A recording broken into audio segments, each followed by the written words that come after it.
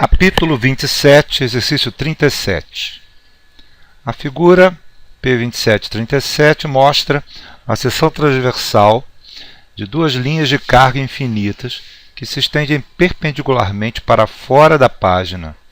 As densidades lineares de carga são mais ou menos lambda.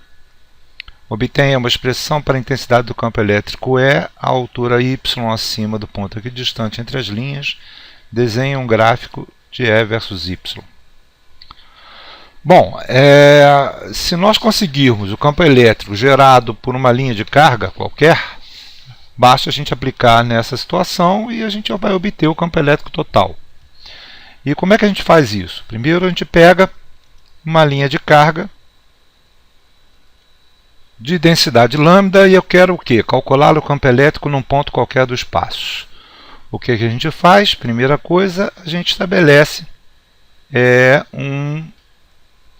um sistema de coordenada, né? Aqui a gente pode chamar de Z, né? E em cima da linha, a linha é infinita, né? Em cima da linha a gente chama de X. E diz o seguinte, cada pedacinho de carga dessa linha gera um campo elétrico no ponto Z.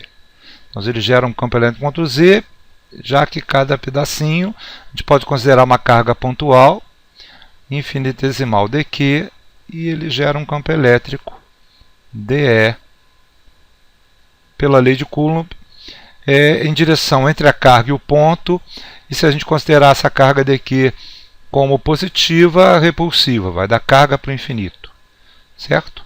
Ora, o campo elétrico gerado por essa linha de carga a gente já conhece.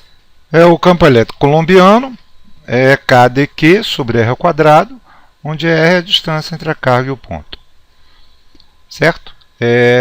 Mas é claro que para cada carga o campo elétrico está numa direção diferente. O que a gente vai fazer é somar as componentes do campo elétrico. Nós vamos ter a componente do campo elétrico na direção x, né, que é o dx, e a componente do campo elétrico na direção z, que é o dz. Então, a componente dz fica dE, cosseno é deste ângulo aqui, que é este aqui, cosseno de θ. A distância aqui é z, e eu vou chamar essa distância aqui, daqui aqui, de x, e a largura da carga dx. Certo? Então, dE cosseno de θ, certo? Então, meu dz, a gente pode escrever, então, substituindo as expressões, da forma KdQ sobre R ao quadrado vezes o cosseno de θ. O cosseno de θ aqui em cima é Z sobre R. Certo? Quem é o Rzinho? É raiz de Z ao quadrado mais X ao quadrado. Então, dessa forma, o meu dz substituindo fica com a seguinte expressão: KZdQ sobre x ao quadrado mais z ao quadrado elevado a 3 meios. Bom, aqui o que a gente precisa agora é relacionar o dq com a variável. As cargas diferentes, as distâncias x é diferente. Então, a minha variável é x. Bom, e como é que a gente relaciona isso? É simples. A nossa carga dq é simplesmente a densidade de carga vezes o comprimento da carga, que é dx. Certo? Então, o que a gente vai fazer? Vai substituir ali, e nós vamos obter que o nosso dz vai ficar da forma kz lambda dx sobre x ao quadrado mais e ao quadrado elevado a 3 meios. Claro, estou aqui substituindo o meu dq, que é essa expressão aqui, meu dq aqui. Certo? Bem, o que a gente vai fazer? A gente vai pegar e somar as diferentes cargas. Somando as diferentes cargas, a gente soma o campo elétrico na direção z. O meu campo elétrico é z. Fica, então, kz lambda x sobre z, x ao quadrado mais z ao quadrado. Aqui, é claro, o limite de integração com relação ao tamanho e a posição pelo qual nós estamos calculando o campo elétrico. Aí, nesse caso, como a linha é infinita, é de menos infinito a mais infinito. Então aqui é de menos infinito a mais infinito. Como é que fica isso aqui? O z ao quadrado, corta com z, fica z embaixo, z é um constante. O x tende a infinito, aqui na raiz fica muito maior do que z, então esse z tende a zero, fica x sobre módulo de x. X positivo, isso é 1, x negativo, isso é menos 1. Então fica 1 menos 1, isso é 2. Desta forma, o nosso campo elétrico pode ser escrito definitivamente da forma K lambda vezes 2 sobre Z. Certo? Isso então é o nosso campo elétrico na direção Z. Bom, e o campo elétrico na direção X? Bom, o campo elétrico na direção X é tranquilo. Se eu pego uma outra carga simetricamente oposta à carga que eu escolhi, você vai perceber que o campo elétrico gerado por ela vai gerar uma componente na direção X simetricamente oposta. Cada carga que eu pego de um lado, eu tenho simetricamente oposta a outra carga que vai anular o campo elétrico na direção X. Então, consequentemente, meu campo elétrico na direção X é zero. Bom, beleza. Então, a nossa linha de carga ela tem um campo elétrico na direção perpendicular, dado por essa expressão que eu cheguei aqui. Como é que fica isso no nosso problema? No nosso problema, a distância Z é essa aqui, ó. E o meu campo elétrico é Z, no caso da linha positiva é para cá. E no caso da linha negativa é para cá.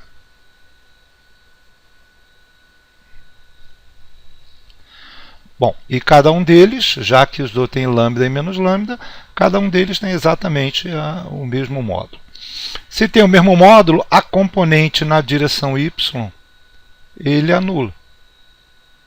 Certo? Ele tem sentidos opostos, então vai anular. Só vai sobrar a componente na direção x. A gente chama esse ângulo aqui de alfa, pode chamar esse ângulo aqui de alfa, e a minha componente na linha, a minha componente na direção x, certo? Vai ser simplesmente mais seno alfa duas vezes. Por quê? Porque as duas componentes estão iguais. Então nós vamos ter 2 vezes E, que é 2 vezes K lambda sobre Z, então fica 4 K lambda sobre Z, vezes o seno de alfa. Quem é o seno de alfa? É o cateto oposto, que é aqui, ó, D sobre 2, dividido pela hipotenusa, que é Z. Quem é Z? Raiz de y ao quadrado mais d sobre 2 ao quadrado. Então, nossa expressão total fica dessa forma. 2 vezes k d lambda, 2 porque vai cortar o 2 do d sobre 2 com 4. 2 vezes k d lambda dividido por z ao quadrado. Quem é o z ao quadrado? É o y ao quadrado mais d sobre 2 ao quadrado. Certo? Então, essa é a expressão do campo elétrico na direção x, que é a única componente que sobra. Porque você só vai ter a componente do campo elétrico na direção x. Essa é a expressão em função de y. Bom, aí ele quer que desenhe o gráfico E versus Y. Bom, desenhar esse gráfico é tranquilo. Para y igual a zero tem uma expressão aqui, né? Que vai ficar 8k lambda sobre d. Certo? D ao quadrado corta com d. Então, para y igual a zero,